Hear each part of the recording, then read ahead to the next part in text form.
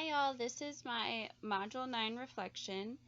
Um, so we're just going to get started here. So the first question is, describe the role of assistive technologies in the classroom. What past experiences have you had with assistive technologies? Out of the assistive technologies looked at this week, which did you find most interesting or most applicable for your teaching area? So,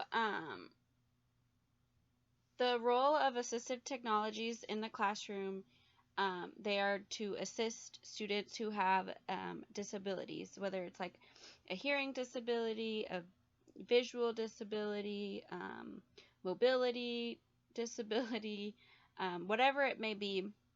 These are technologies that help out. So like I read in the article, it could be something as little as tennis balls that go on the bottom of a chair or something. It could be as little as that, or it could be something really high tech and extravagant. But regardless, all around, all the things that are helping students with disabilities, those are considered technologies. The past experience that I have with assistive technologies is last year and this year. So I work in a school, and last year there was a girl, I was a para and I had to help her, and she had hearing disabilities. And so there was this thing, I guess she must have hearing aids or something implanted. And if you are the teacher or whoever's, teaching or talking or whatever, they have to wear this thing around their neck that's kind of like it looks like a little cell phone, kind of. So you wear it around your neck, and I guess it picks up your voice and goes directly into their implants so that they can hear. Otherwise, they have trouble hearing from other locations in the room. So I had to wear that last year sometimes when I was working with this student, and again this year. There's actually 3 students that I know of that have to use those.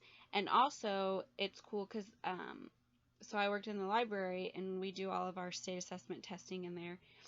And with those devices, they're able to hook them up directly to the computer, the headphone jack.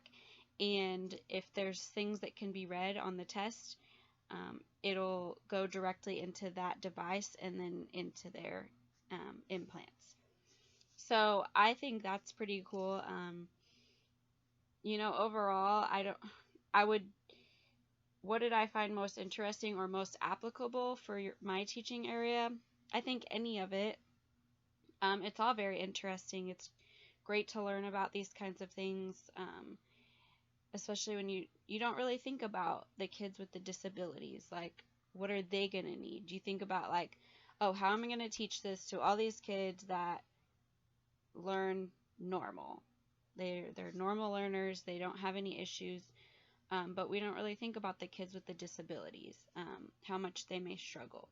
So in a small school like I work in, I could see that that device that I was talking about being something that would be most applicable for my teaching area.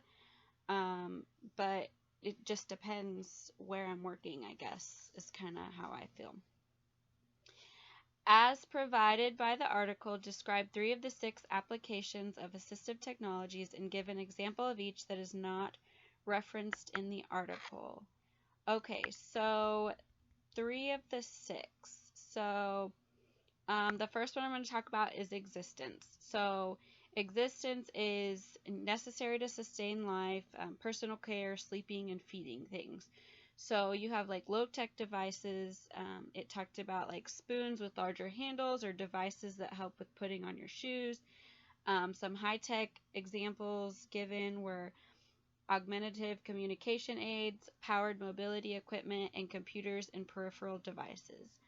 So one that I found that would kind of fall under this is called the sip and puff system.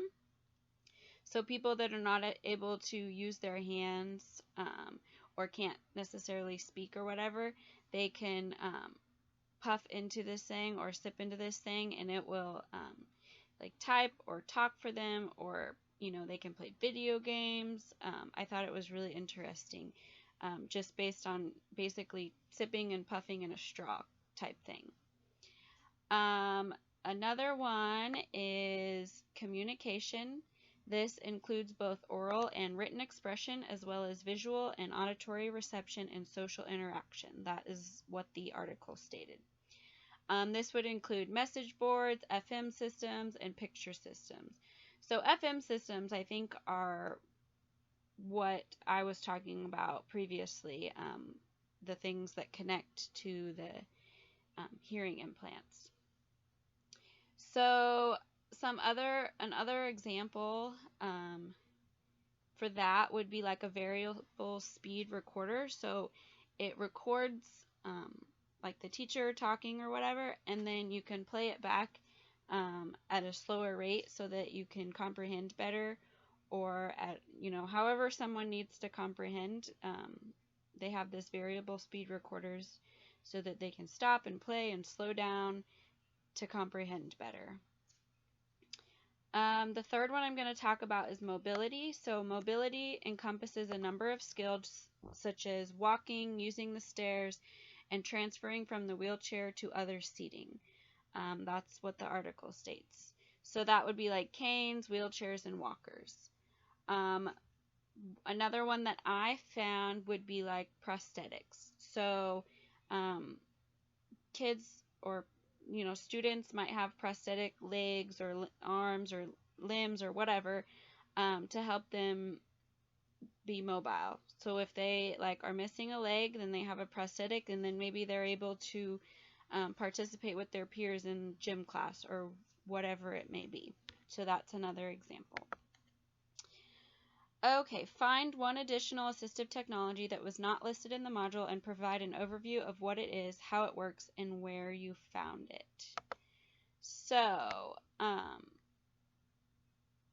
the one that I found that I felt was really helpful is apps for organization. So like note-taking apps or apps for filing and sorting documents for students. Because there are a lot of students that struggle with organization, keeping, all of their documents in place, taking notes. Something as little as taking notes is hard to do. So there are many apps that you can download, and you can go to this thing called Tech Finder to search for different kinds of assistive technology to help people take notes and stay on top of deadlines and things like that. So it could be like a calendar, a planner, or anything like that. So I found that on this website called understood.org, and it talks about apps for teens with organization issues. So that is my reflection. Have a good night.